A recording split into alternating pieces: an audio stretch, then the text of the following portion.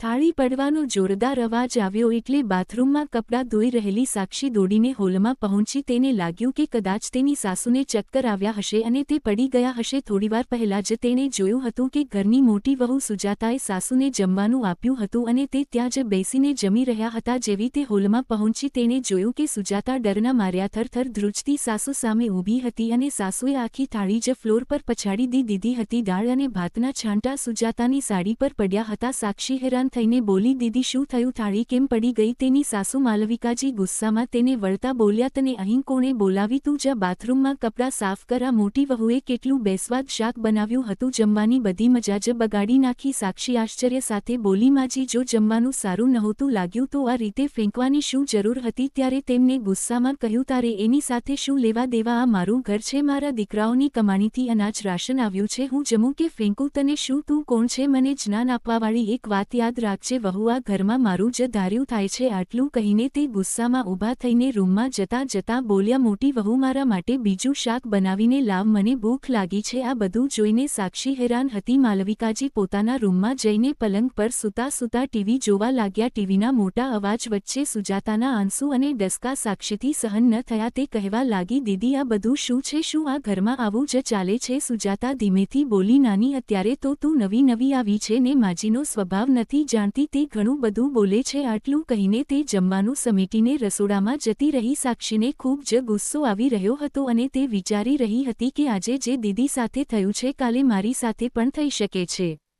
તેના લગ્નને હજુ 10 દિવસ જ થયા હતા. એક અઠવાડિયા માટે તે હનીમૂન પર ગઈ હતી. સાસુનો અસલી ચહેરો ધીરે ધીરે તેની સામે આવી રહ્યો હતો.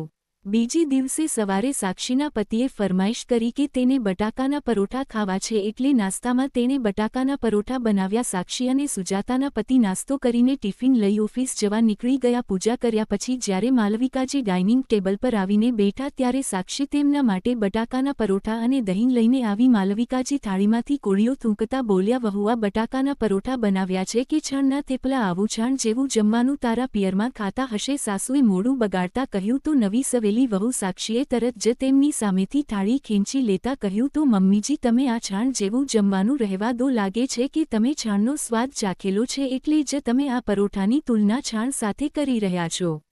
આ સાંભળતા જ માલવિકાજીનું મોઢું ગુસ્સાથી લાલચોળ થઈ ગયું. તે કહેવા લાગ્યા, હજુ તને આ ઘરમાં આવ્યાને 15 દિવસ પણ નથી થયા અને મને વળતો જવાબ આપે છે? આટલું કહીને તેમને તેની સામે હાથ ઉપાડ્યો. સાક્ષીનો તેમનો હાથ પકડીને પાછળ ઝટકી દીધો અને કહ્યું, ખબરદાર જો મારા પર હાથ ઉપાડવાની કોશિશ પણ કરી તો કદાચ તમને ખબર નથી કે મેં માર્શલ આર્ટ્સ પણ શીખેલું છે. આ સાંભળીને માલવિકાજી સ્તબ્ધ થઈ ગયા. સાક્ષી કહેવા લાગી, તમે મારું એકવાર પણ સહન નહીં કરી શકો એટલે મારી સાથે પંગો લેવાની કોશિશ ન કરતા, અને હું મોટી ભાભી નથી કે તમારી દરેક ખોટી વાત ચૂપચાપ સહન કરી લઉં. તમારે જો આ નથી જમવું તો આજે તમને જમવાનું નહીં મળે. તમે બહારથી મંગાવી લો અથવા રસોડામાં જાતે બનાવી લો. સુજાતા ધીમેથી બોલી, સાક્ષી જવા દેને, તે મોટા છે. સાક્ષી ગુસ્સામાં ચીસ પાડી ઉઠી, મોટી ભાભી તમારી જ ભૂલ છે કે આજે એમની હિંમત આટલી વધી ગઈ છે કે તે મારા પર પણ હાથ ઉપાડવા જઈ રહ્યા હતા.